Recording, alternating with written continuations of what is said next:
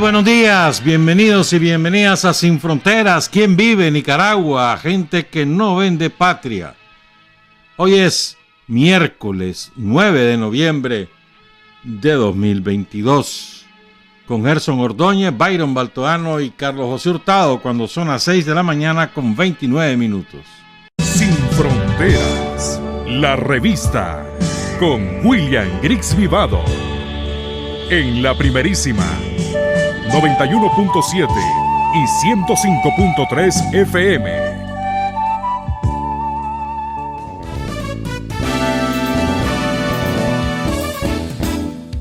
Sin fronteras para decir la verdad. Sin fronteras, trabajar, avanzar, combatir, vencer. Sin fronteras.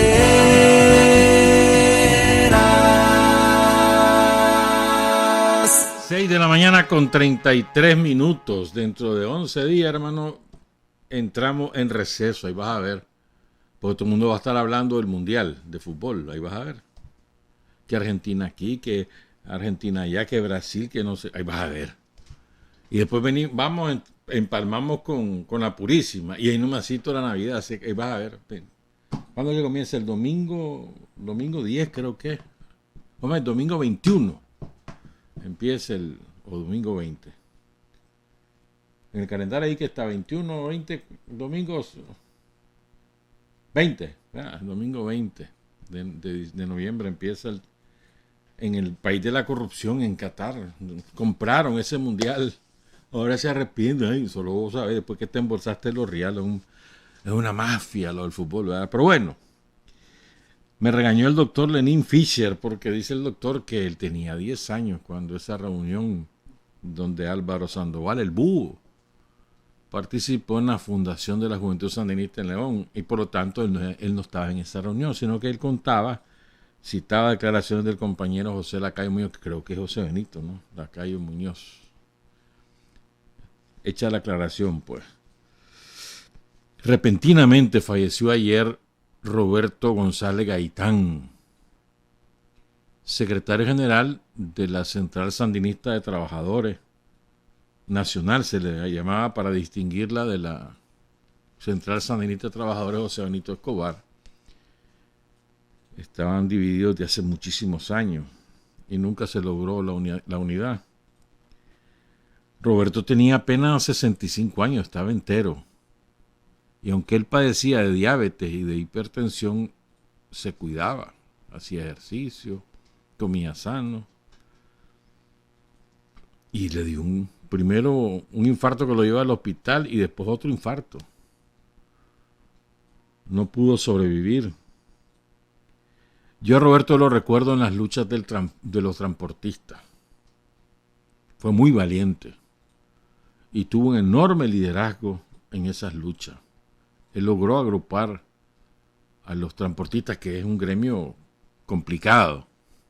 Roberto y Carlos Palma, recuerdo, que ya falleció también hace muchos años, murió Carlos Palma. Roberto era el principal dirigente de la cooperativa Parales Vallejos, que fue la que encabezó las luchas de los transportistas. Y de ahí surge el liderazgo de Roberto. Militante sandinista de muchos años e hijo de un mártir de la revolución. ¿Sabes que a su papá lo asesinan en el 68, si mal no recuerdo? Lo asesinan los mismos sicarios que mataron a Pedro Joaquín Chamorro, los Acevedo Chavarría, allá de Pozo Ortega. En el 68, se llamaba Félix Pedro González. Entonces eso obliga a su mamá, que enviuda con 6 hijos. Su mamá ahí vive, tiene 100 años la señora. Y vimos ahí las fotos de Roberto llevando a su mamá a votar el domingo pasado. Y lo hizo también el año pasado. Y va a ser un duro golpe para doña María Lidia Gaitán Reyes. Difícilmente se lo puedan decir, pero es que va a notar la ausencia del hijo, pues.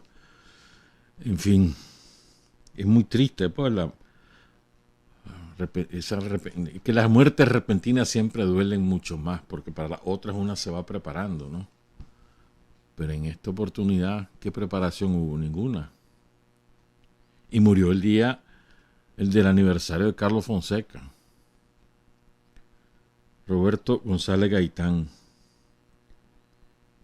Se mantuvo ahí en el sindicalismo durante todos estos años.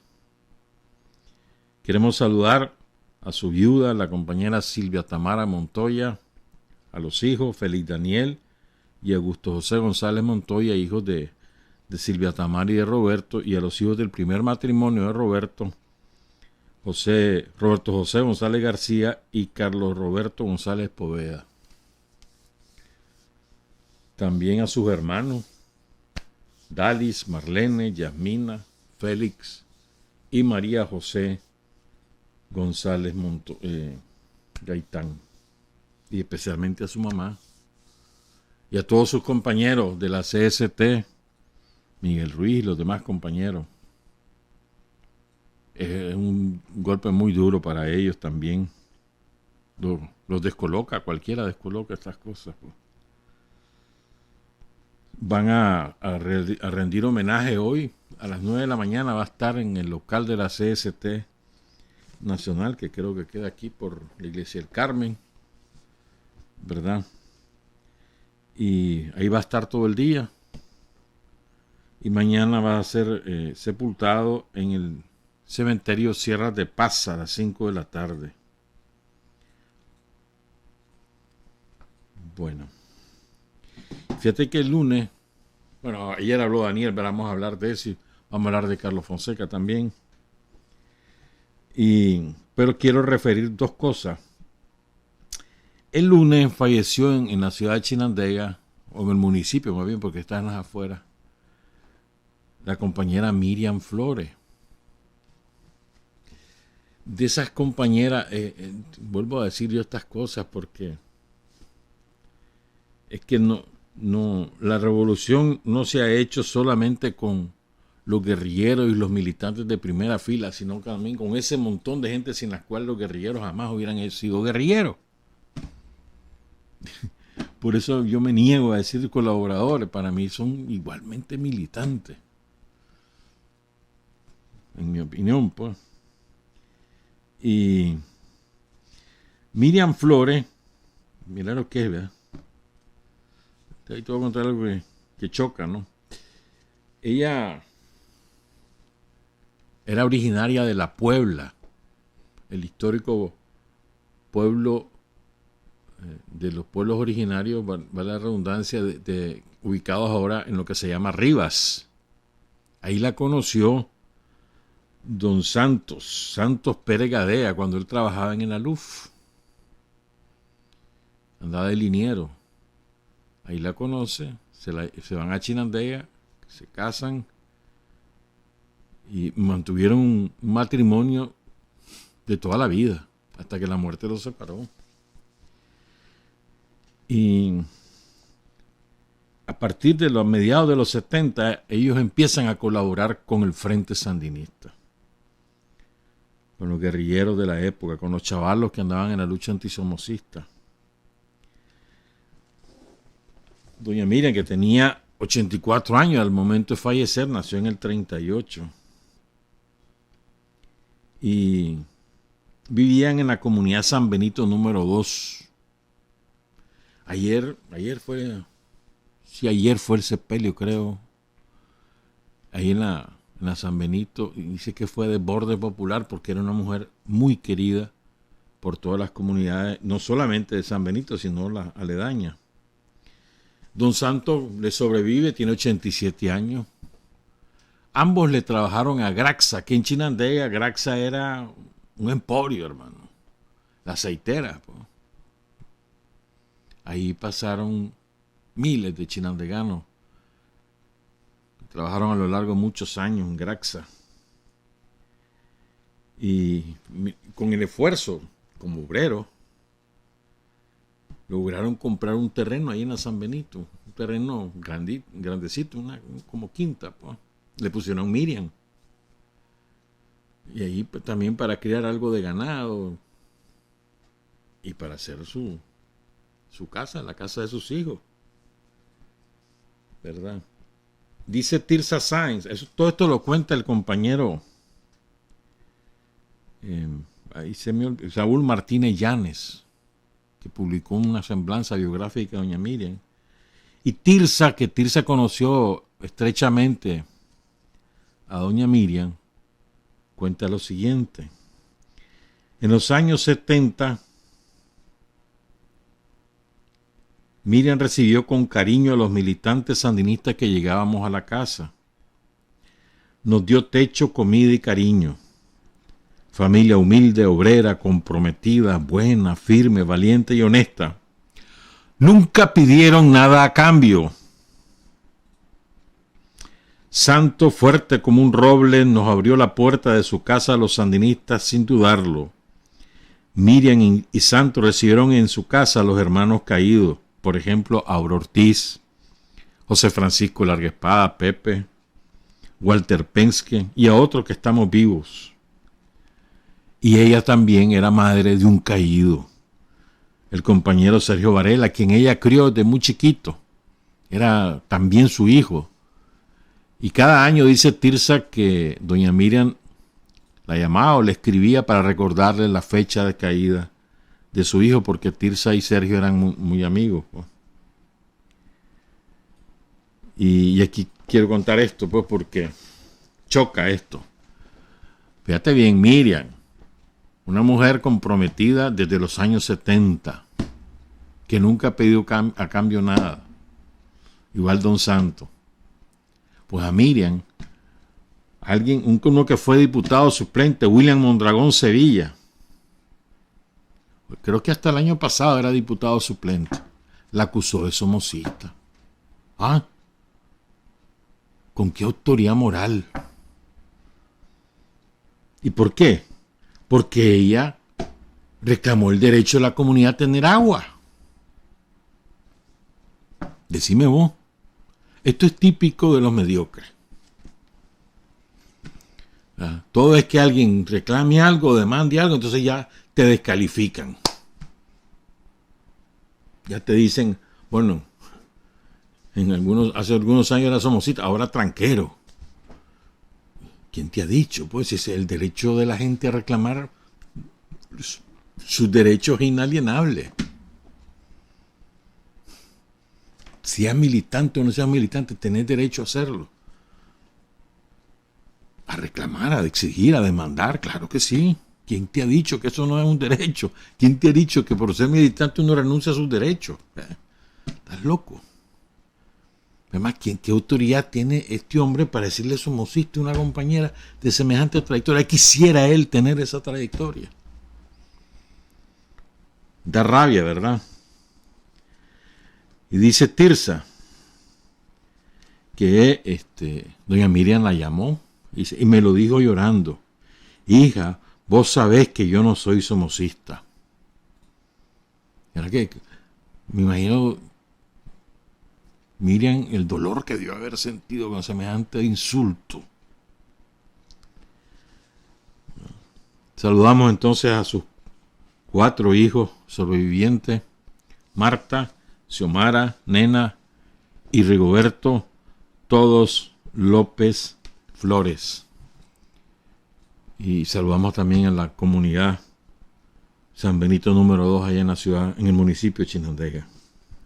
Son las 6:46. Quiero saludar al teniente primero en retiro, Carlos Morales, y a la profesora Alicia Núñez. ¿Quién habrá aguantado a quién, verdad? Hoy cumplen 53 años de casado, chocho. Yo creo que doña Alicia debe ser la que aguantó a Carlos, ¿verdad? Pero son destacados militantes del Frente en la insurrección durante los años 80. Fueron secretarios políticos cada uno. En el barrio Domitila Lugo, mucho tiempo estuvieron secretarios políticos. Ahora siguen militando y siguen trabajando en la V Francisco Vallecillo. Y siguen cumpliendo. Felicidades a Carlos, felicidades a Alicia, a la profesora Alicia Núñez. A ver si se siguen aguantando. Ahí me avisan. Bueno, Son las 6:47. Ayer pues fue el cierre del Congreso de la Juventud Sandinista, que se desarrolló en 3 etapas, 3 momentos. Y como decía Daniel decía ayer, ¿verdad? Un congreso para hacer, no para estar hablando en el vacío, no para platicar, sino para actuar, para trabajar con el pueblo y al lado del pueblo. Esa es la Juventud Sandinista. Esto es verdad, hermano, porque a veces decía, hombre, vamos a un congreso, una discutidera, comienzan a componer el mundo, a inventar lo que ya está inventado. Y no, el congreso fue para, a ver, ¿cómo hacemos? ¿Qué vamos a hacer? ¿Cómo asumimos como propia la revolución? ¿De qué manera lo trasladamos esto a la práctica? Y eso fue el congreso.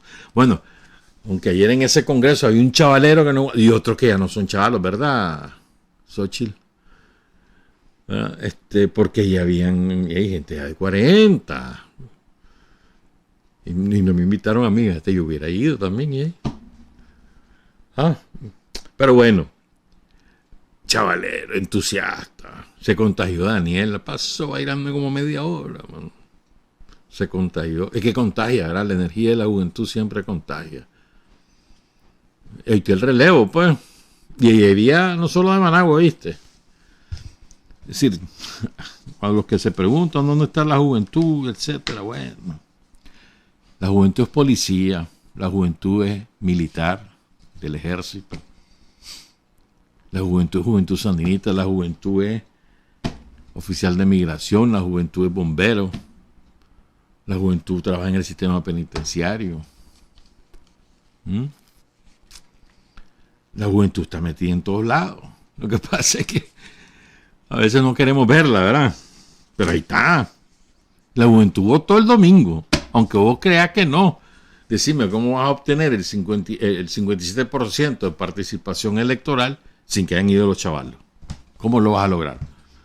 Si los que somos mayores de 60 años somos menos del 15%. ¿Cómo lo lograste entonces? Bueno. Entonces hizo varios conceptos, vertió el comandante Ortega. Por ejemplo, el primero es, esto demuestra que con la paz se puede alcanzar cualquier objetivo, ¿verdad? Él decía, bueno, esto fue resultado de la paz y confirmación de la paz. Porque todo el mundo, sin importar tu pensamiento político o tu ideología, que antes todo el mundo, de todos lados nos peleábamos, ¿verdad? Unas reyertas que se armaban en las elecciones. No hubo una sola, ni un solo incidente. Primera vez creo yo que esto ocurre. Yo no me acuerdo que hayan ocurrido alguna. El año pasado hubo altercados. Pero yo no recuerdo ningún proceso electoral donde haya sido tan limpio en esos términos como el de este año, pues.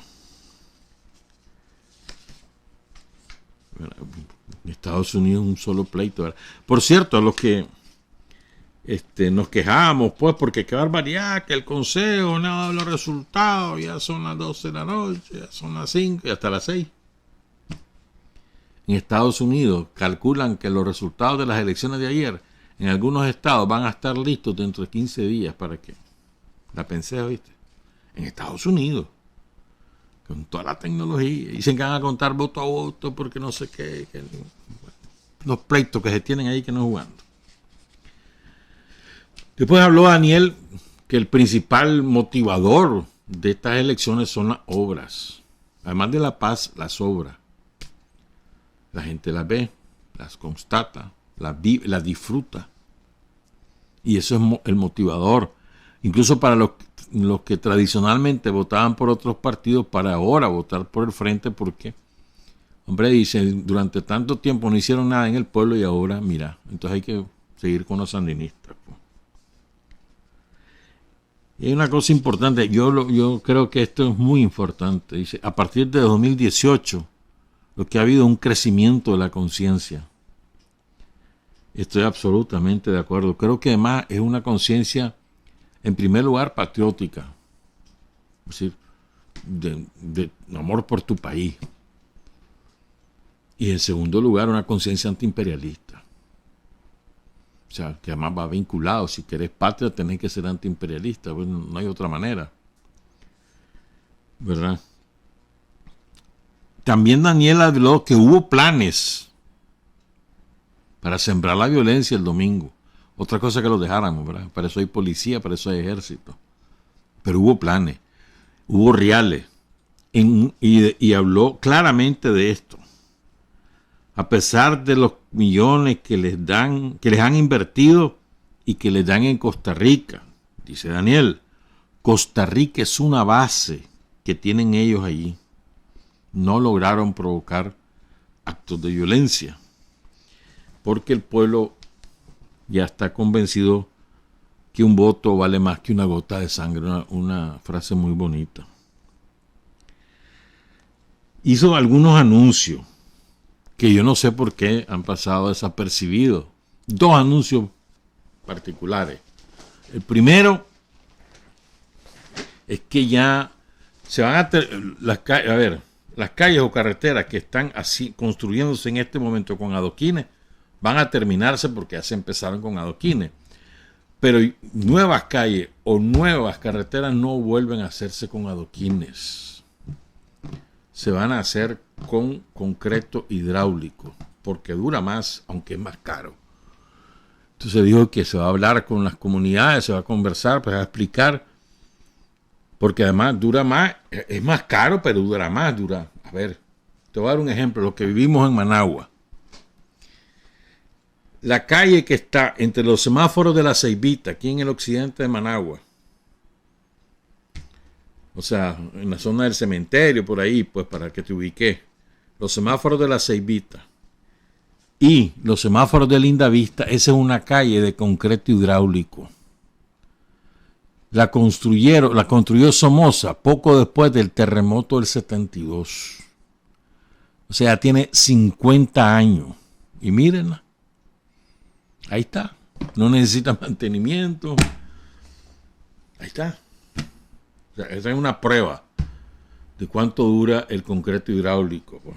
Y si queremos calles de esa manera, la inversión es grande. Pues entonces se va a hacer menos con más dinero, se va a hacer menos. Pero va a durar más. O sea, es un ahorro mal entendido, decía Daniel. Porque ya se con adoquines y a los 2-3 años se desbarató por los camiones, por los buses, por la lluvia.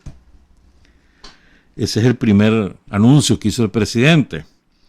Y el segundo, que para mí es de impacto, anunció que van a conversar con los dueños de las empresas de telecomunicaciones en Nicaragua, Claro y Tigo, las grandes.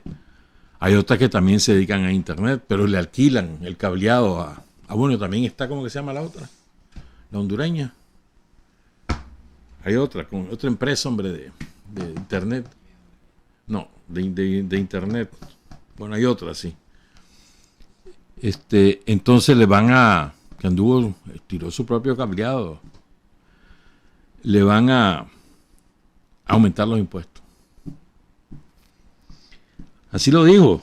Dice, recordó primero la privatización.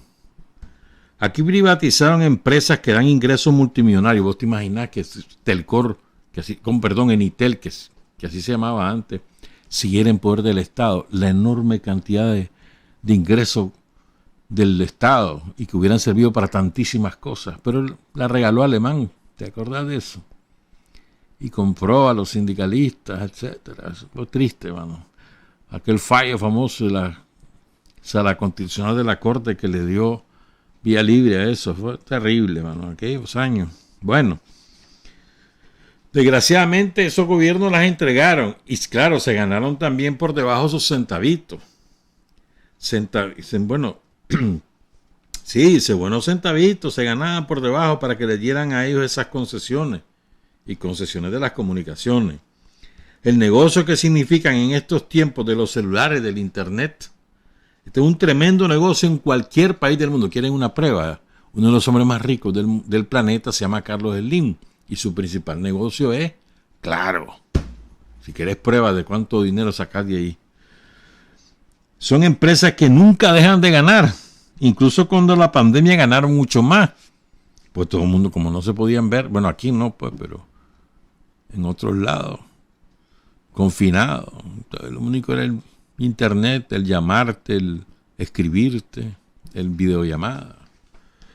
Aunque aquí también creció bastante. Si había muchos que todavía andan con mascarilla y que le creyeron el cuento a todo esto. Pero bueno. Entonces, para todo internet, para todo WhatsApp, para todo, porque no podían ver, ni a la novia veían, de lejito. Hombre. Pero bueno, pues, sacaron reales de las empresas. Entonces dice Daniel, esas empresas tienen ingresos multimillonarios. Es cierto que tienen que pagar un impuesto, pero no es una relación justa la que tenemos. Y habrá que ver con ellos cómo se habla para que puedan aportar más. Tanto ganan más, tanto más deben aportar por la vía de los impuestos para poder construir más escuelas, más puestos de salud, más carreteras, más caminos. Sí, dicen, más deben aportar. Y así, todas las grandes empresas. Ahora, esto no es exclusivo de Nicaragua. En todos los países, toditos los países, con esta crisis que se armó después de la pandemia, la discusión es que haya más impuestos para los que más ganan. En todos los países. Y en todo hay resistencia, porque te lanzan la maquinaria de propaganda que está a su servicio para descalificar esas medidas. Por ejemplo, eso fue lo que hizo Trump. Le bajó los impuestos a todos los más ricos.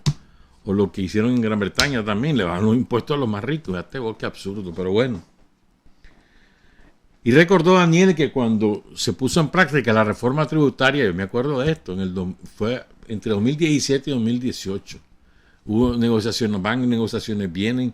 El COSEP lloraba por aquí, el COSEP lloraba por allá, pegaba alaridos en los medios. ¡Ay, qué barbaridad! Esa reforma va a causar que quiebre mucha gente, porque no tenemos reales para eso. Van a quebrar las pequeñas empresas. ¿Desde cuándo el COSEP defendiendo a las pequeñas empresas? Yo me acuerdo de esos alaridos. Y eso que se negoció con ellos, se les hizo concesiones, pero siguieron en los alaridos. Y después entraron con los alaridos por el INSS. La reforma tributaria se aplicó, se aprobó, y mira a ver qué empresas han cerrado, si más bien se abren todos los días. Y ahora se multiplican las pequeñas y medianas empresas, pero bueno, como con lo del COVID, ¿te acordás? Se va a quebrar Nicaragua. Van a morir, como decía aquel imbécil que vive en España, 200,000 creo que nos echó que nos íbamos a morir por el COVID. Que iba a ¿cómo era que decía? A superar las capacidades del sistema de salud, que iban a estar en las calles muriendo la gente. ¿Y te acordás? Y ahora resultaba en aquel momento que por una ola de calor algún señor o alguna señora fallecía en la calle, eso era el COVID, y comenzaban, que el COVID está matando, la gente está muriendo en las calles, miren aquí, miren allá. Sacaban imágenes de Honduras, de los hospitales de Honduras, como que si fueran de Nicaragua, diciendo, mira cómo está el hospital, se está muriendo, y todo el mundo creyendo. Hasta que la gente se fue dando cuenta que en la práctica, que eso no es así. Ah, que hubo muertos. Sí, hubo muertos. ¿Y quién ha dicho que no? ¿En qué país del mundo no hubo muertos por el COVID? Pero no fue la matanza de ellos. Y la salomónica, la sabia decisión tomada en febrero de 2020 de que aquí no iba a haber confinamiento. Desde tempranito, antes que hubiera el primer caso, ya había tomado la decisión el presidente Ortega. Aquí no va a haber confinamiento. Hubo empresas que confinaron. Eso es decisión de ellos. Y ahora que ya no es obligatorio andar con mascarilla ni en los bancos ni en los súper. Qué alegre, hermano. Yo soy feliz para andar con esa chochada que te tapa la boca. La odié todo el tiempo. Pero bueno. Luego habló finalmente de la parte del clima. Porque hay una cumbre ahorita en Egipto. Me estaba acordando de Gaddafi. Es que Gaddafi, me acuerdo que se lo he contado otras veces, que se creyó el cuento de que ya podía entrar al club de los ricos, que ya lo trataban con respeto. Y hablaba y financió a Sarkozy y a Berlusconi en Italia. En aquel tiempo los políticos más poderosos de Francia y de Italia.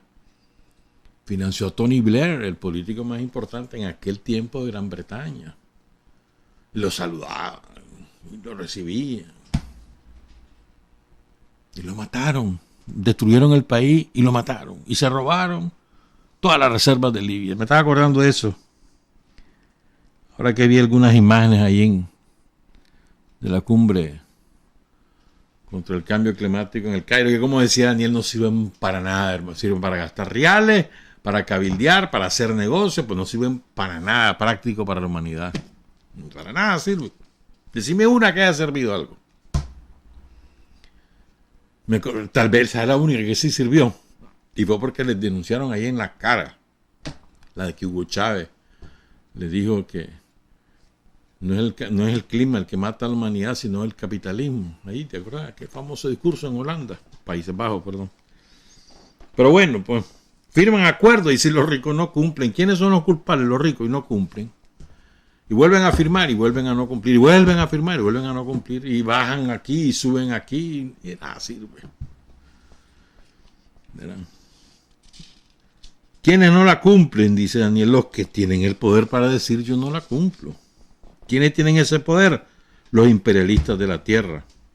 Si hay que señalar a los culpables de la destrucción del planeta, el calentamiento global, de la destrucción y la esclavitud de la humanidad, es a los países que entonces ya eran naciones desarrolladas, ricas, antes de la fundación de Naciones Unidas, que se mataban entre sí para ver quién dominaba el mundo. Y después él se lanzó por segunda vez de frente contra Antonio Gutiérrez, que es el secretario general de la ONU,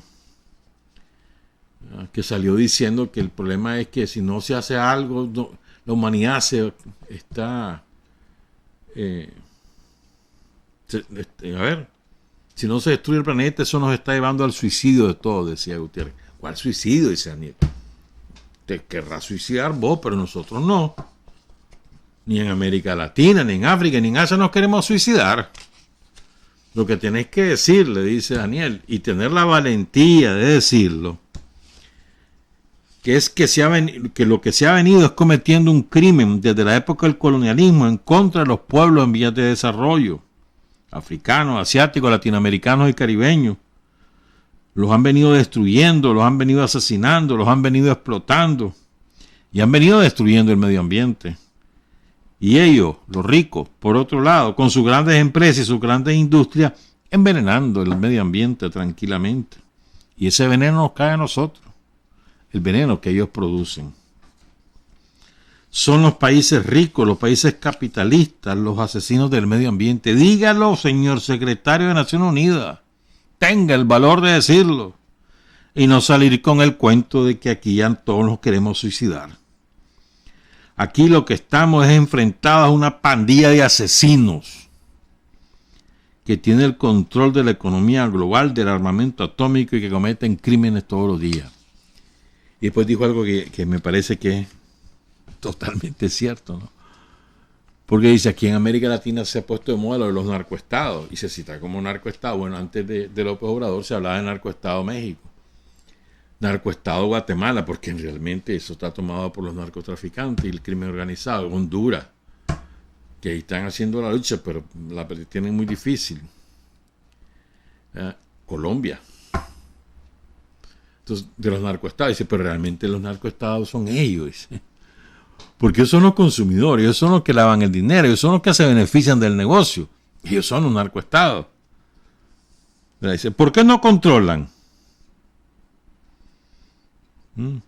Porque los narcoestados están en esos países. No controlan el consumo de la droga, porque les encanta la marihuana, la coca, la heroína. Les encanta, no diría yo, ¿verdad? Se la han inoculado a la juventud para evitar que piense, para evitar que actúe contra un sistema que lo oprime y que las lanza a la pobreza eterna. Se han convertido en un enorme negocio donde se comprometen funcionarios de la policía, de la inteligencia, del Congreso norteamericano en este tipo de actividades criminales. Y luego, finalmente, lo de Cuba. Y le dice a Guterres, ¿por qué Guterres? Porque es en portugués. En castellano es Gutiérrez. En portugués es Guterres. Y él es portugués, pues. ¿Verdad? Entonces dice, pues, ahí viene votando de Asamblea General. Todos los años vota contra el bloqueo. ¿Y qué hace el secretario general? No hace nada. Lo que quería decir es, esto se cumple. Es una orden que se cumple. Estados Unidos, Israel, y ahora los nazis de Ucrania y Brasil de Bolsonaro, que votaron, se abstuvieron. De esos 4 países, no vale. Pues aquí hay 184 que dicen que se acabe el bloqueo. Si queremos tener respeto a Naciones Unidas, ¿qué espera para tener el valor de decir que se cumpla con lo que están mandando los pueblos? De lo contrario, dice Daniel, no nos hagamos ilusiones con Naciones Unidas. Eso es un desastre que ha servido nada más para cometer crímenes horrendos siempre en los países en vías de desarrollo. Por cierto, es Naciones Unidas la que siempre ha patrocinado la destrucción de Haití. Siempre. Allá andan ahorita buscando cómo intervenir. Ayer decía un panameño que es fascista, es embajador, creo, no sé a dónde. Dice, a Nicaragua solo falta invadirla para que haga caso. Dice, así de claro, lo dijo ayer. Pero bueno, dale pues que vengan y ahí. Prueben.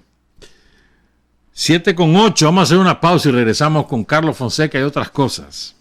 Hay hombres que luchan un día y son buenos. Hay hombres que luchan un año y son mejores. Pero hay hombres que luchan toda la vida. Esos son los imprescindibles. Estaba leyendo ahí que no lo recordaba. Ayer también fue el aniversario de la muerte del general Julio Ramos Argüello. El general Ramos fue sumamente importante en las insurrecciones de Estelí, guerrillero de muchísimos años, fue jefe de la inteligencia del ejército, hizo mucho aporte, hizo Julio Ramos, también fundador del ejército, por supuesto, ¿verdad? Y fíjate que también ayer se cumplió el aniversario de, 36 aniversario del asesinato de Alfonso Núñez, hermano de Daniel Núñez. Alfonso era el mejor de todos los Núñez. Era una maravilla ese hombre. Lo mataron ahí, lo asesinó la Contra ahí en Comalapa, el 8 de noviembre de 1986. Ayer también el lunes fue el aniversario de la caída en combate de Carlos Roberto Güemes, ahí en El Dorado. Ahí en Satélite Sososca, de Eduardo Contreras, Rogelio Picado y Silvio Reñasco. El mismo día. Caen todos ellos, 2 de ellos eran miembros de la dirección, Roberto Güemes y Eduardo Contreras. Pero en la montaña nadie se daba cuenta, pues. Carlos Fonseca no supo. Él estaba en la montaña. Bueno, y ese tipo de evento en aquella época tardaba varios días en dispersarse la noticia. Y también hoy, pero en 1969, es decir, hace 53 años, no, 53 años, perdón, hace 53 años cayó Jacinto Vaca, que fue un hombre muy valiente, muy valiente. Jacinto Vaca murió en Rota. Él había hecho un propio esfuerzo guerrillero con el Partido Socialista. Jacinto Vaca, otro compañero al que hay que recordar. Con Carlos Fonseca cae otro muchacho, Benito Carvajal, del barrio Zaragoza de León. Un chavalo, tipo 18, quizás menos, que recién tenía como 6 meses, algo así, de haber ingresado a la guerrilla en la montaña.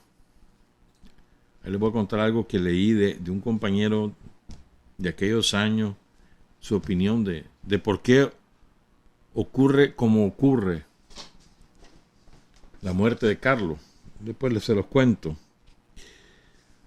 Y también andaban en la zona de Sinica, en Dipina y demás, los compañeros Juan José Álvarez Berríos, José Benito Benigno Núñez Ortiz y Terencio de Jesús Quedo Sánchez, los 3 de Sutiaba. Cayeron el 7 de noviembre.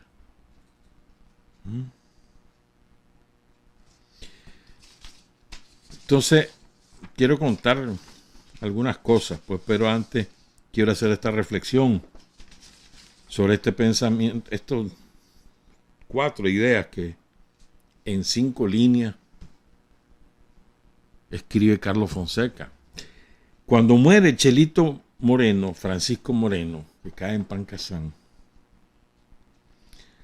Carlos Fonseca lo consideraba como un hermanito menor, ¿verdad? Tenía especial cariño por Francisco Moreno. Incluso es Francisco Moreno el que tiene la iniciativa de enseñar a leer y escribir a los campesinos que eran parte de la base social del esfuerzo guerrillero de Pancasán. Y es cuando sale Carlos Fonseca y dice, y también enséñales a leer, pero es a partir de un esfuerzo de Francisco Moreno. Y entonces, a Carlos lo golpeó muy duro la caída de Francisco Moreno, en general, y la de Silvio Mayor, que la de todos, pues, pero especialmente la de Francisco Moreno, y por eso le mandó una carta a su papá y a su mamá. Por cierto, me estaba contando la profesora Susana Morales, que ella conoció a Francisco Moreno, que papá, que era médico, apenas cae el chaval en combate, lo corrieron. Y tuvo que dedicarse a otras cosas. Pero bueno, entonces Carlos le manda una carta a los papás, una carta que se nota que le nació de las entrañas del corazón, o sea, que la hace con todo el sentimiento. Es una carta muy linda. En esa carta, Carlos Fonseca dice lo siguiente: la vida que a mí me queda no me pertenece a mí mismo, pertenece a los hermanos que han caído, al ideal que hemos abrazado. Me detengo aquí. Fíjate bien lo que él dice. Yo ya no soy dueño de mi vida. Mi vida es de los que han caído, de los héroes. Mi vida es de la causa que hemos abrazado. O sea, la causa de la libertad, de la democracia, de la justicia social, de la soberanía. Ya mi vida no es mía, es de esa causa y es de los caídos. Si nosotros aprendiéramos de este concepto y lo hiciéramos propio, probablemente nuestras mezquindades, nuestras ruindades, nuestras miserias quedarían anuladas. Si asumiéramos como propio, mi vida ya es en función de los que han caído a lo largo de tantos años de lucha, siglos. Mi vida es por la causa. Mi vida le pertenece a la causa. Si no al revés, ¿no? La causa me sirve a mí para. No, espérate, no es así la cosa. Me parece que son 2 conceptos de mucha profundidad.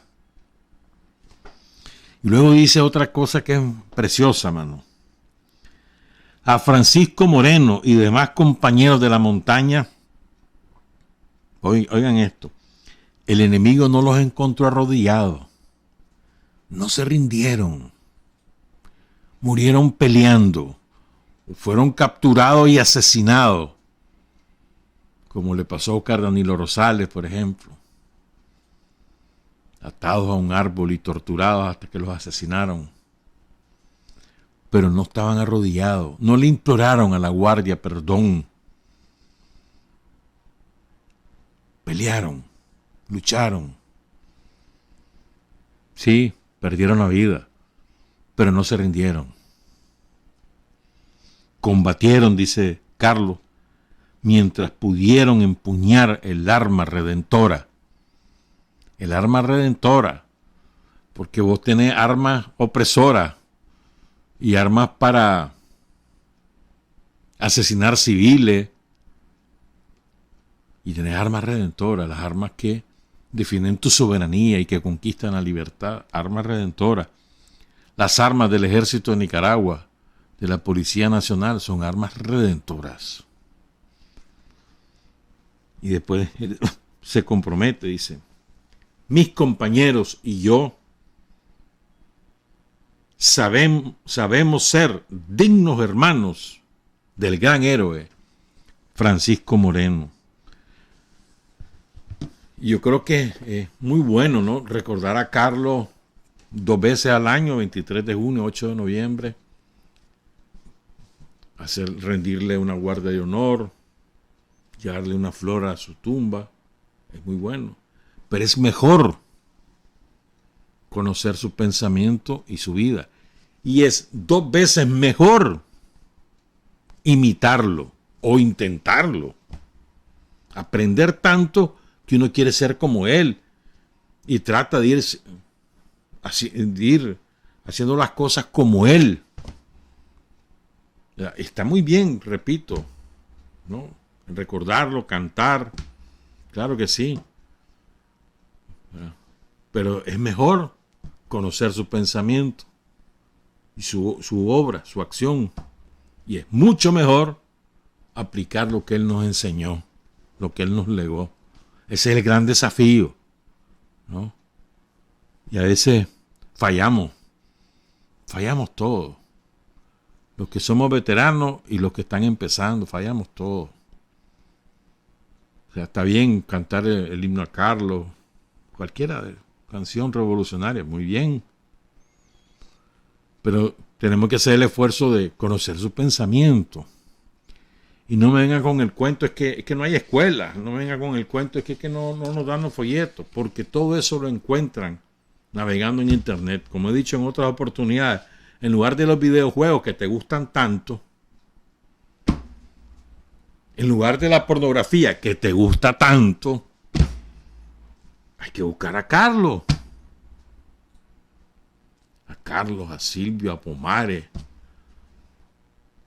a tantos compañeras y compañeros. A Doris, ya vamos a hablar con Doris, ya vamos a presentarles a Doris. Me tengo que apurar si queremos oír a Doris. ¿Verdad? Entonces les quiero contar, se los voy a contar más que leer. Los días previos a la caída de Carlos.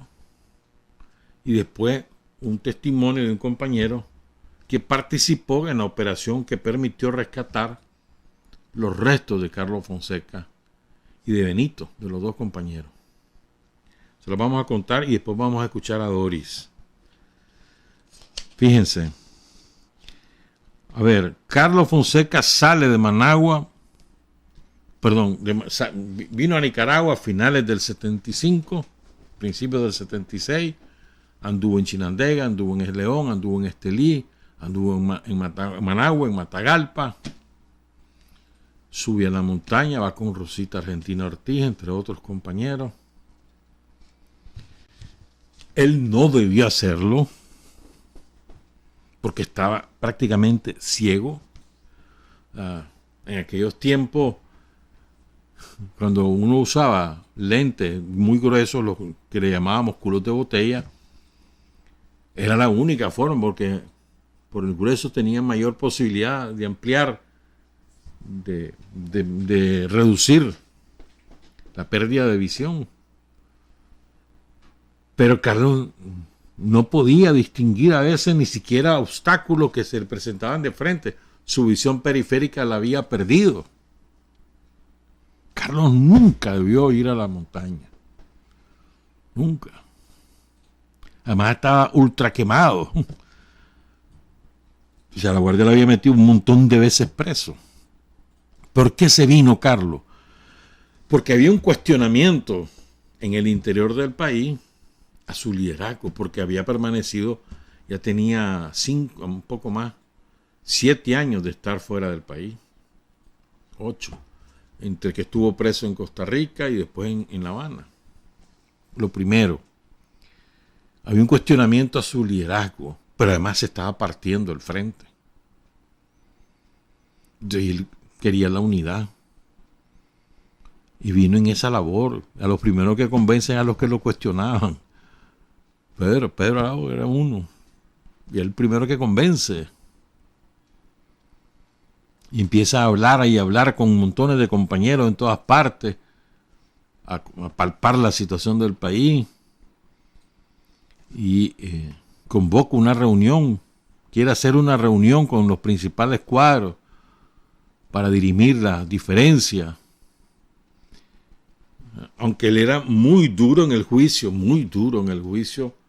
a los que iniciaron la división, que fue Jaime Stanley Willock y otros. no estar mencionando nombres. Y así le decía a Carlos, Jaime Stanley Willock, fue muy duro. Y había otros que, yo recuerdo algo, mejor me callo la boca, me las tapas, porque si no, algo que pasó en La Habana, poco después del asalto a la casa de Chema Castillo. Pero bueno, entonces su empeño en la unidad. Él venía con la tesis de crear las condiciones para la insurrección desde el 60. Y presionaba, hay que comenzar a golpear a la guardia, vámonos. Hay que crear las condiciones. Una de las cosas de Carlos es que siempre estuvo convencido de la victoria, siempre. Y eso lo refleja en todos sus escritos. Jamás fue un derrotista. Con todas las caídas de sus mejores amigos. Sus mejores amigos caen en combate. O sea, personalmente él sufrió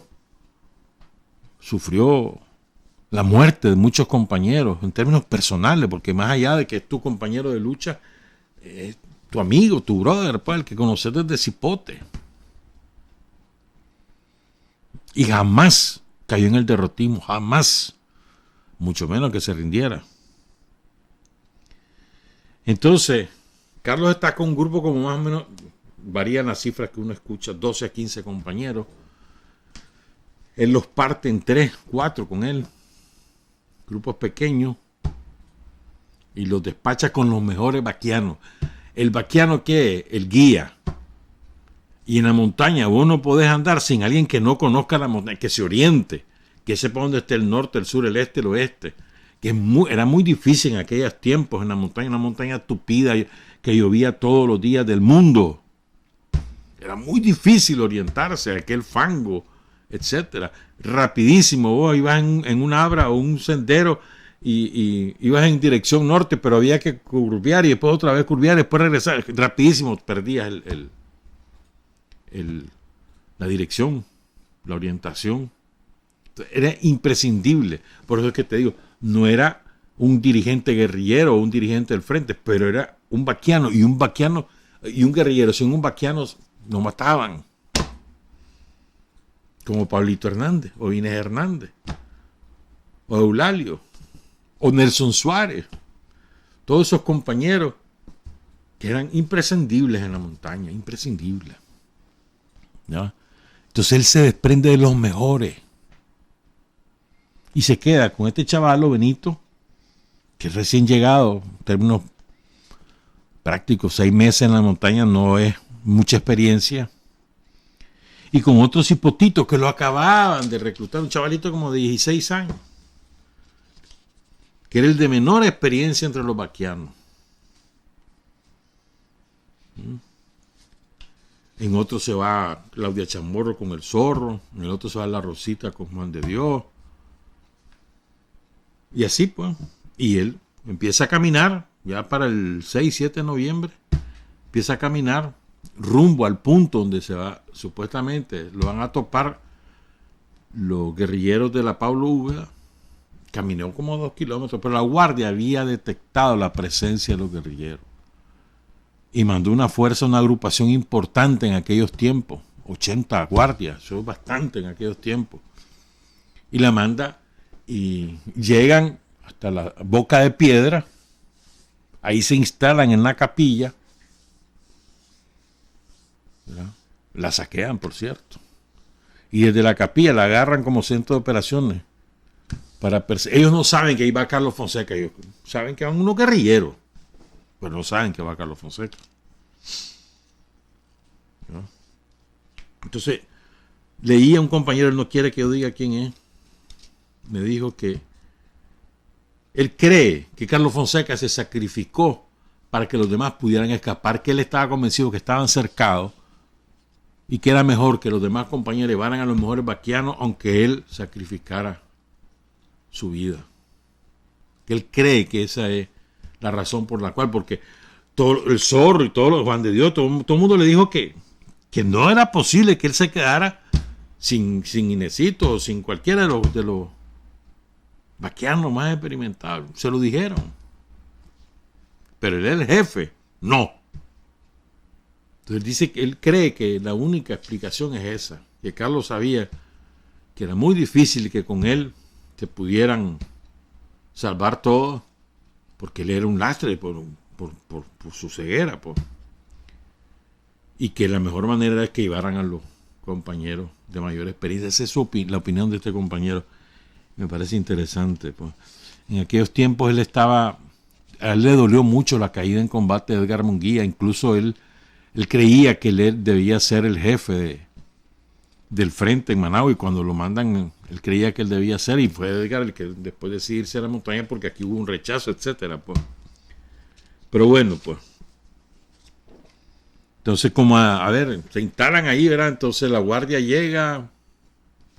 Ahí había un campesino ubicado ahí en la capilla de Boca de Piedra, que prácticamente lo secuestra la guardia y lo obliga a estar ahí encerrado,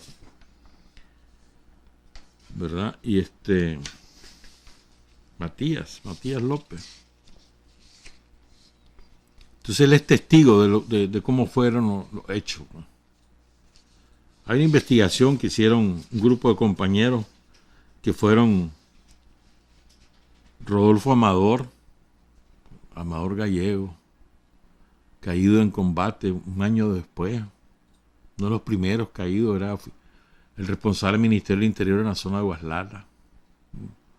Uno de los prisioneros del frente liberados con el asalto al palacio. También estaba José Santos Sobalbarro, Matagalpino. Rodolfo era finquero de la zona de Guaslala. Y el tercero era Julio César Martínez, que lo habían nombrado el político del comando, que había estado trabajando en las cooperativas en la zona, era administrador de empresas. Ellos eran los tres que dirigieron el proceso de recuperación de los restos de Carlos Fonseca. Una de las primeras tumbas que ubicaron fue la de Edgar Munguía, por cierto, y la de Claudia Chamorro. En esa zona, Yipina, Boca de Piedra, Sinica.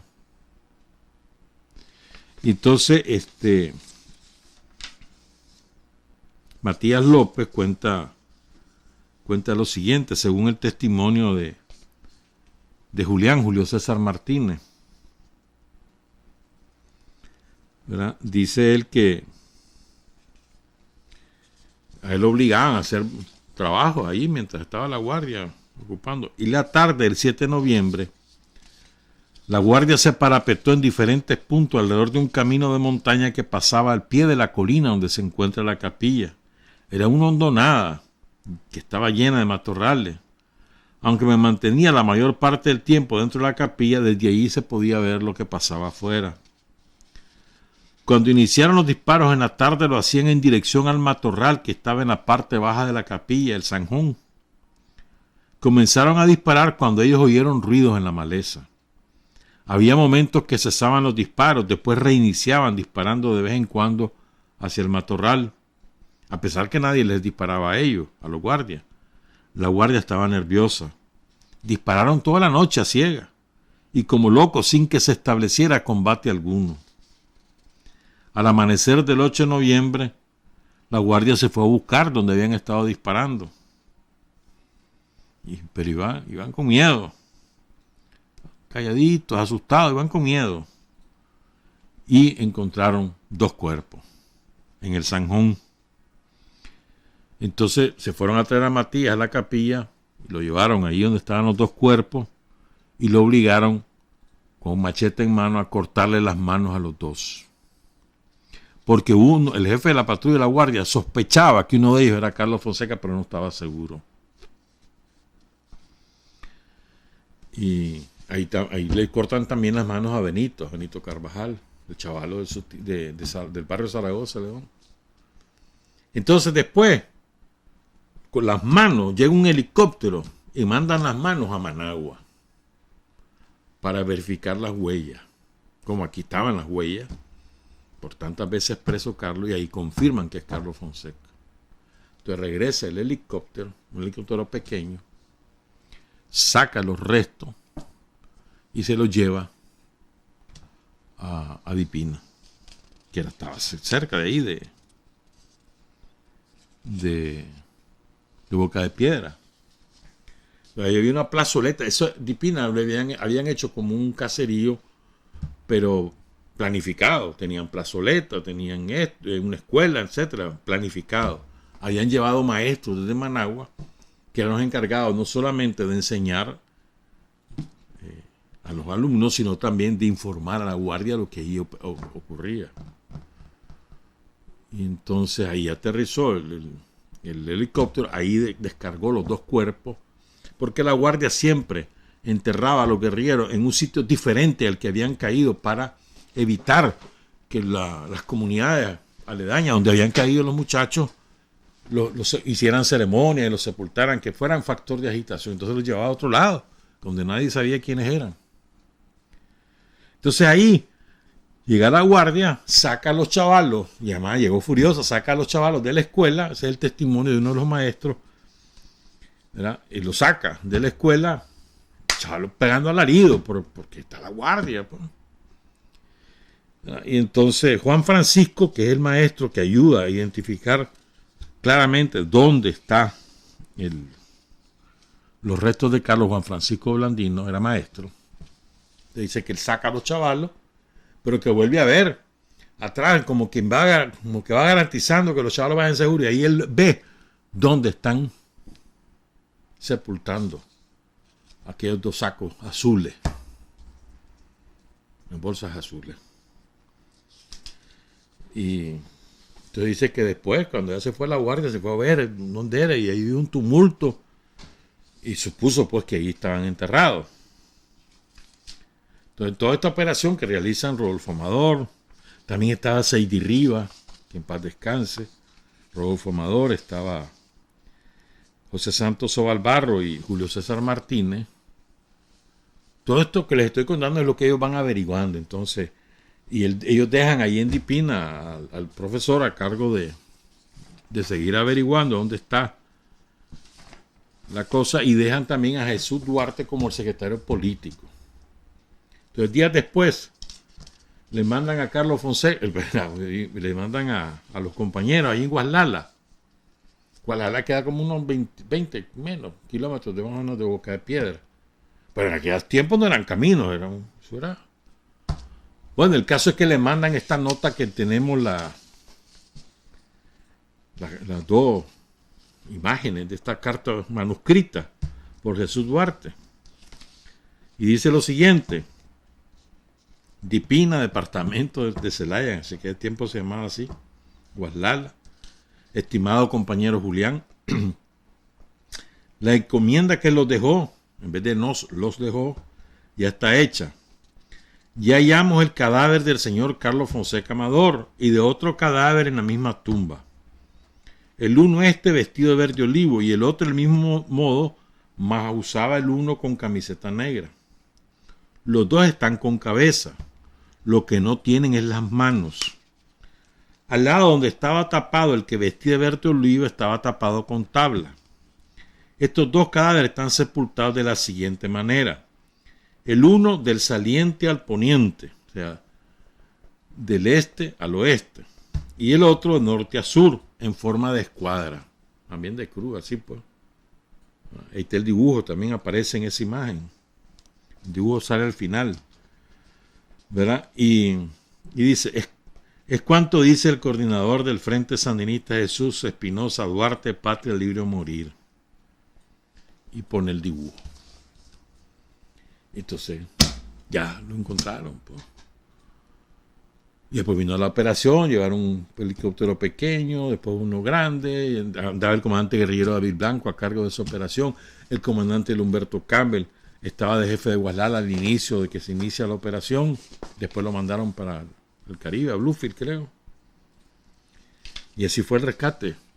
Yo solo me imagino, otra cosa importante, dicen los campesinos de la zona que los cadáveres de Benito y de Carlos estaban calientes. O sea que probablemente ellos quedaron vivos con la rafallada que pegaban los guardias, pero gravemente heridos, y fallecieron probablemente en la madrugada del 8 de noviembre. Por eso es que se dice el 8 de noviembre y no el 7. El 7 empezó el combate. Probablemente los pegaron el 7, pero fue el 8 que fallecieron. Y eso lo dicen los campesinos porque estaban calientes los cuerpos. Y después vino. Eso fue emocionantísimo, ¿no? Todo lo que vivimos ese momento no lo olvidamos. Todo el rescate de los restos de Carlos, su llegada a Guaslala, su llegada a Matagalpa, y hubo una ceremonia.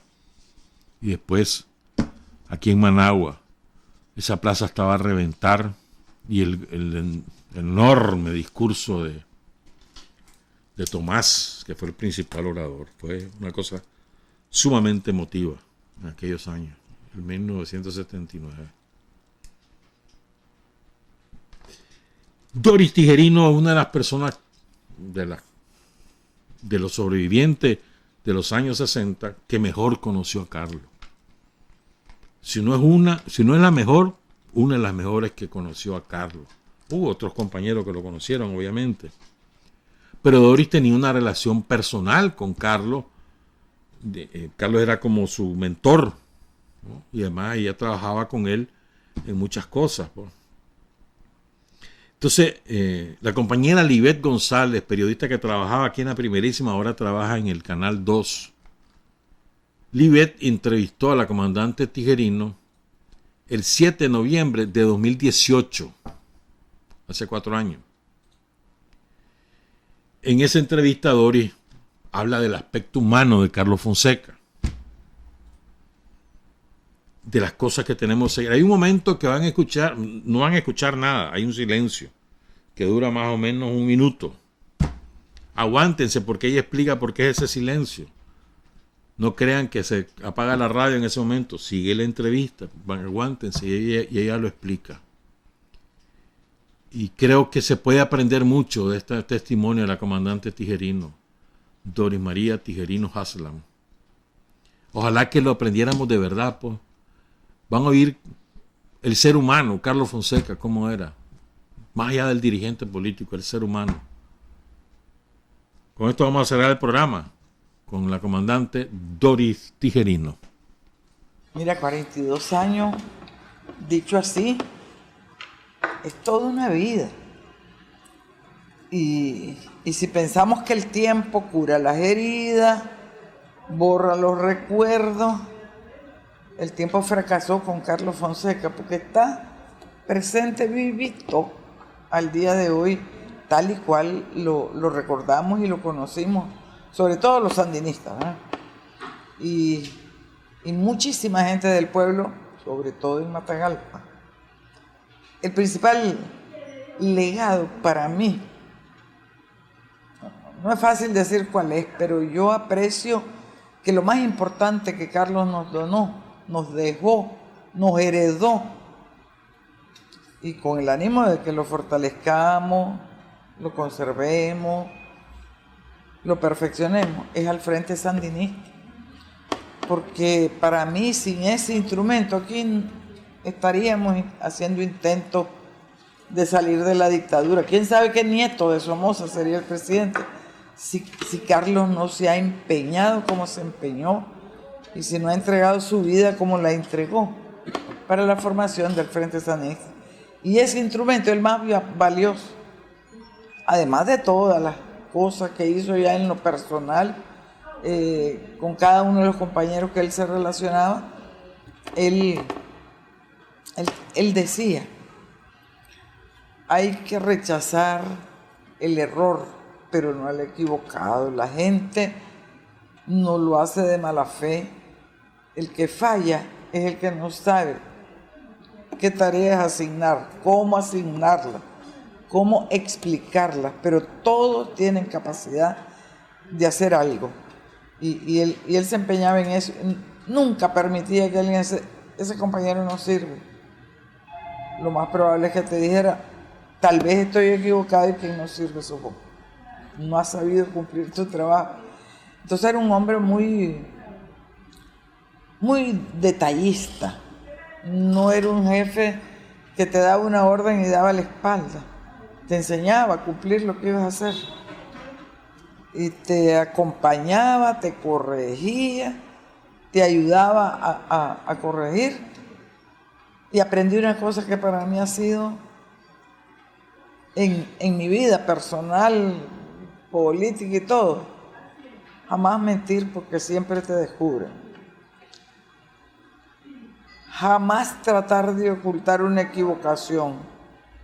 Yo aprendí con él que si cometo un error, presentarme a mi responsable y decirle me equivoqué, hice esto y esto. Y él me dijo, y te voy a decir por qué, me dijo. Porque lo desarman a uno frente a alguien que reconoce su error, frente a alguien que es capaz de no ocultarlo. ¿Qué va a hacer uno más que decirle cómo corregir? Y así yo aprendí a escabullirme de algunas buenas regañadas que todavía no me han dado. Partía de reconocer, me equivoqué, hice esto malo. No te preocupes, se resuelve así. En su experiencia, en el trabajo con él, ¿cómo era? ¿Cómo fue trabajar con él? Bueno, compartir? imagínate una persona que te enseña a no mentir. Eso es difícil, uno siempre trata de ocultar su falla. Pero una persona que es capaz de enseñarte a no hacerlo y de saber que esa es la mejor conducta, no ocultar, pues en el trabajo era muy exigente. No, ahí sí que no condescendía que yo estoy cansada, voy a recostarme. No has terminado, no tenés derecho a descanso. A mí me tocó una vez, de algún lugar, él consiguió unos libros inmensos, gruesos, de este tamaño, y me dijo, como yo escribía a máquina, me sentó en una mesa con una máquina y me dijo, no te levantas hasta que no copies estos libros. Eran manuscritos. Primero entender la letra de alguien, pero estaban bien escritos. Pertenecían al jefe de la ocupación gringa, antes de que asesinaran a Sandino. Estaba la lista de todos los norteamericanos que venían.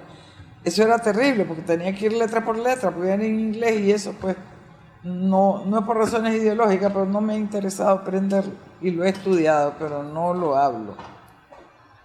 Y me levanté hasta que lo terminé. Y no me podía levantar. Decir levanté es que me agarraron, me subieron a un carro y me llevaron a un médico. De estar sentada, los riñones o qué sé yo, pero no me podía mover. Y era así en todo, era así en todo.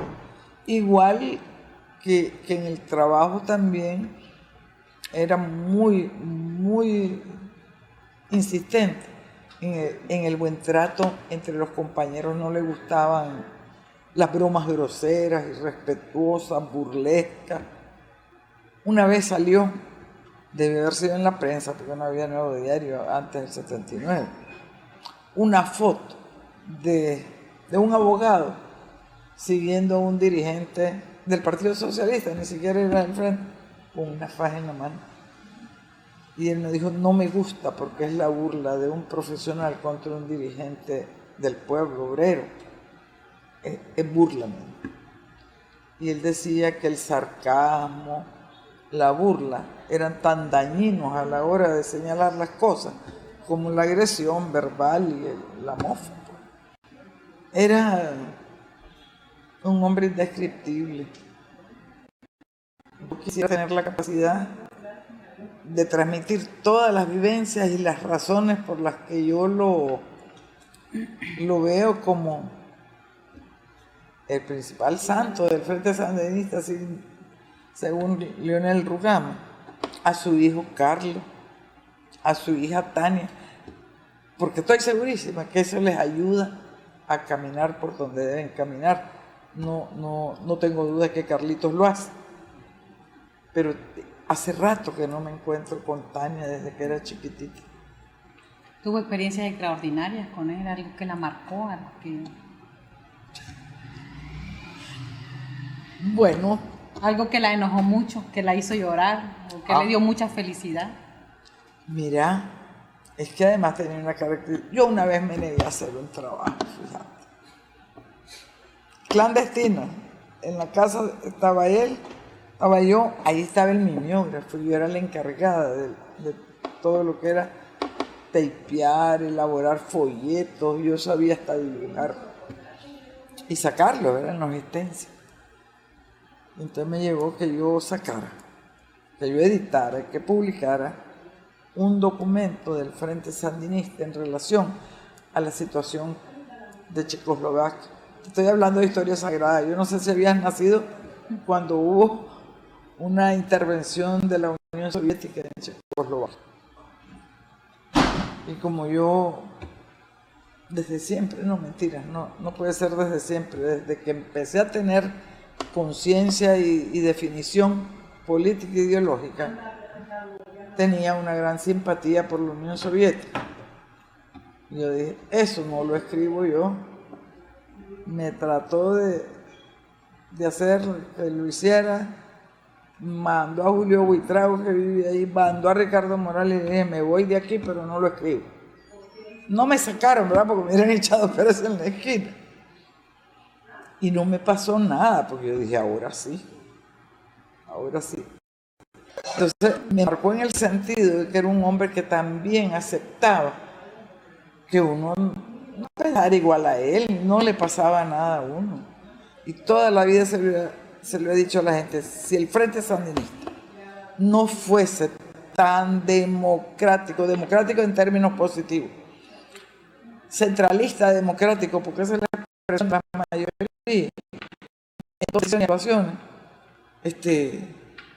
quién sabe si yo hubiese podido pertenecer, pero yo he disentido de la opinión de los dirigentes y te puedo decir la misma. Yo digo lo que pienso y lo que sé. Lo que no salgo es a decirlo a la radio, ni a decírselo a los gringos, ni a alguien que me pueda dar 4 centavos. Pero yo sí lo digo adentro, a mí no me pasa nada. Nunca me han hecho ni mala cara. Me tratan de convencer y algunas veces me han convencido. Otras veces ahí seguimos, pero seguimos en buenos términos. El comandante Carlos es recordado como, usted me decía, como el principal santo del Frente Sandinista.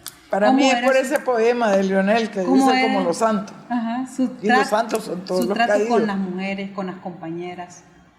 Mira,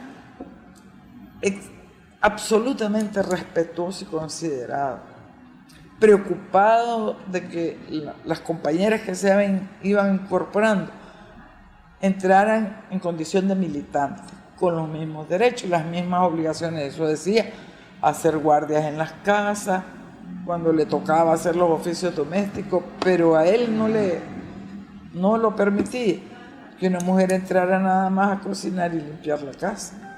Eran vistas como militantes y les asignaba tareas, participaban en los círculos de estudio.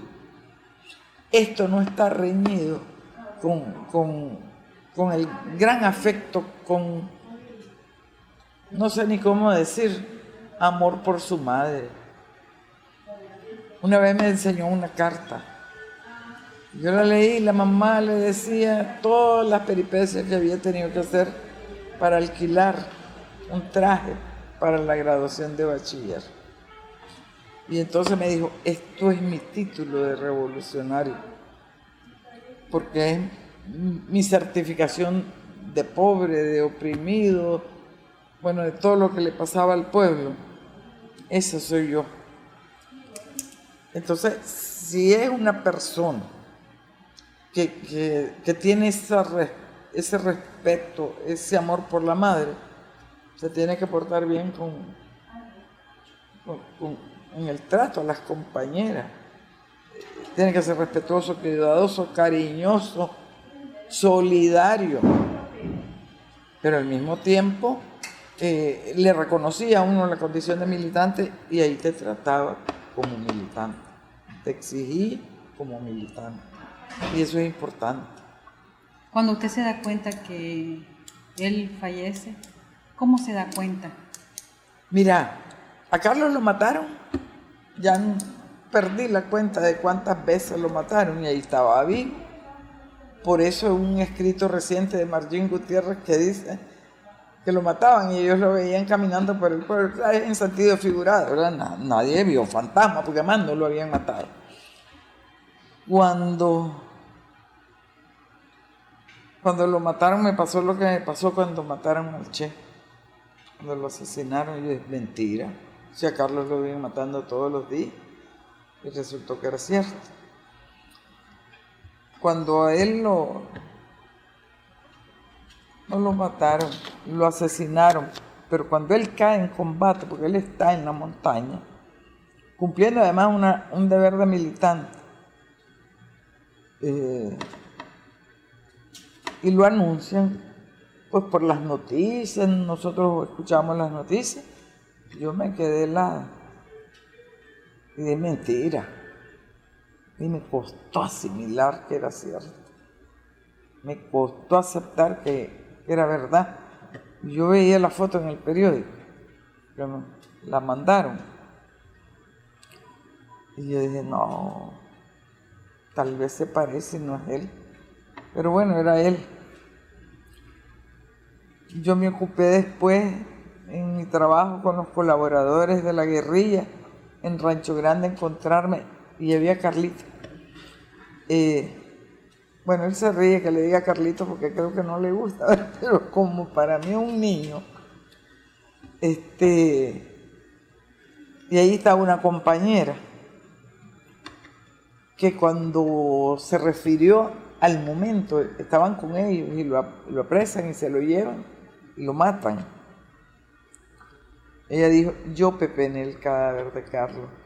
Y a mí me impresionó porque esa era la palabra que más le gustaba a Carlos de los modismos nicaragüenses, porque eso es muy de la actividad cafetalera, pepenar el café, que eso se hace con mucha delicadeza, a mano, y lo hacen las mujeres y los niños. Eso a mí me impresionó de esa compañera y le digo a Carlos, vas a oír la palabra preferida de tu papá en la boca de esa mujer, que no sabía, era su expresión natural. Me golpeó. Y al día de hoy yo lo sigo, no solo recordando que eso es imposible olvidarlo, sino que creo que el Frente Sandinista lo sigue necesitando.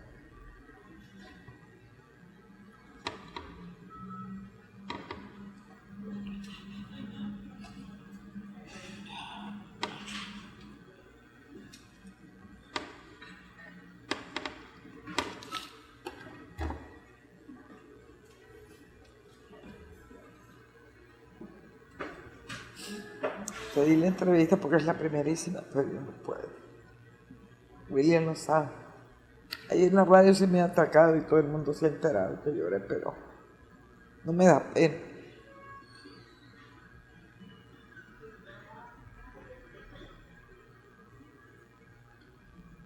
Y lloro no porque lo asesinaron ni porque ya no está, lloro porque hay gente capaz de manosearlo, de respetarlo.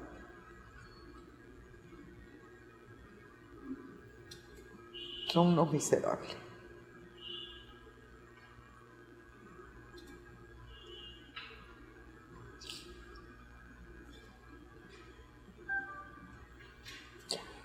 Hace otra pregunta ya. Si no, sigo llorando. Usted me dice que el Frente Sandinista todavía lo necesita. Claro, y cómo no necesitar a un hombre que tenía la capacidad de conducirnos, de mantenernos cohesionados, unidos, y que nos inculcara los más altos valores que un ser humano puede tener, y que son los valores que le ayudan a uno a comportarse como debe. Cuando yo digo comportarse, me estoy refiriendo a la manera de relacionarse con el pueblo. No solo al trato entre los compañeros, sino cómo tratamos al pueblo, cómo respetamos al pueblo. Entonces lo necesitamos, lo vamos a necesitar siempre. Y hay distintas maneras de tenerlo. Y yo digo que a estas alturas y en estas condiciones, la mejor manera es difundiendo su pensamiento, transmitiendo las experiencias. Hay que volver a oír una grabación que anda por ahí, del comandante Tomás Borges. Es muy buena, es cortita, pero es muy buena. Entonces creo que no se trata de que esté vivo ahí, ¿verdad?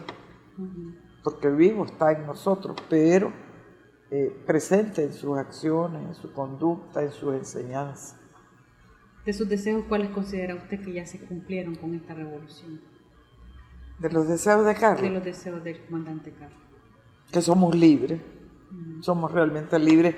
Y fíjate que eso, bueno, yo decía, pues que les enseñamos a leer, y él dijo, enséñenles a leer, cuando él mismo enseñaba a los campesinos en la montaña.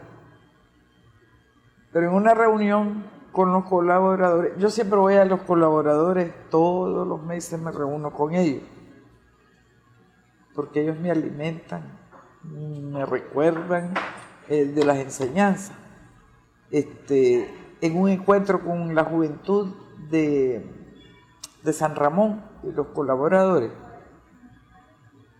pues los jóvenes reclamaban cancha, deporte, beca, qué sé yo, todo lo que necesitan y que es justo darles y que se les ha ido satisfaciendo en la medida de las posibilidades. Y entonces Pablito Hernández, que es el coordinador de ellos, y ellos dicen Chan, era guía de Carlos, fue guía de Tomás también, en la montaña, se los quedaba bien, dice Parides.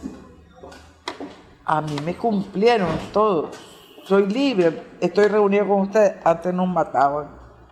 Yo digo que esa es una de las cosas más importantes, la libertad que se logró, el haber no solo desplazado, que es una cosa, sino derrotado a la dictadura, a su guardia, a todas sus instituciones, y construido nuevas, una policía que no había, un ejército que no lo tiene nadie, tal vez los cubanos, pero en la región centroamericana, como el ejército de Nicaragua, no hay otro.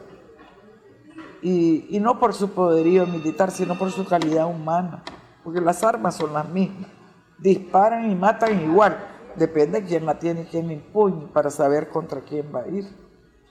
Entonces, de ahí se deriva todo, de la libertad, de haber hecho desaparecer la dictadura. Eso no tiene precio, no tiene parangón. Yo me río cuando oigo decir a los políticos fracasados que van a derrotar al frente. Ellos no saben a qué se están metiendo, no tienen idea, es más, no saben qué es lo que van a deshacer. Y después lo oigo que dicen que hay que dar libertad, que hay que dar... Ya, eso la tiene el pueblo, por eso es que no le funcionan sus cosas. El pueblo sí está claro de lo que está haciendo. Entonces yo creo que para mí eso es lo primario, original en cuanto al deseo de Carlos. Quedan pendientes cosas. Por ejemplo, porque Carlos se imaginaba y soñaba y nos metió en la cabeza que había que cumplir con lo que Sandino nos había anunciado, que conseguida la libertad y derrotada la dominación militar, venía la económica, la política, y ahí están queriendo otra vez imponernos un modelo que no es por el que luchamos y que no es el que el pueblo nicaragüense quiere. Se venía logrando, sí, considera usted. Se está logrando. Si es que esto que pasó solo nos atrasa.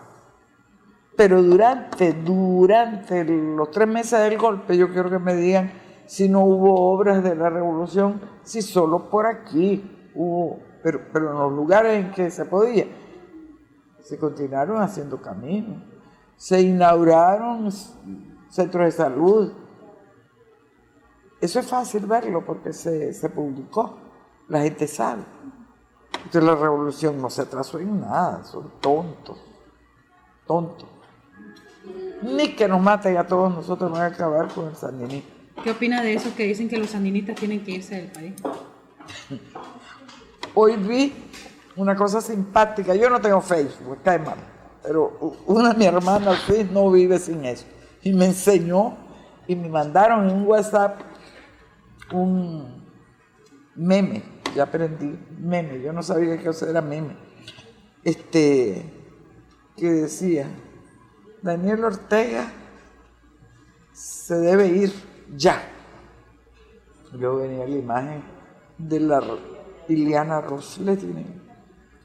Y se fue ella ayer en las elecciones, porque ya no va a ser más senadora. Se fue primero, dice, con unas palabras que no voy a repetir, ¿verdad? Pero me gustó. Eso pienso de toda esta gente. Revolución es sentido del momento histórico. Es cambiar todo lo que debe ser cambiado. Es igualdad y libertad plenas.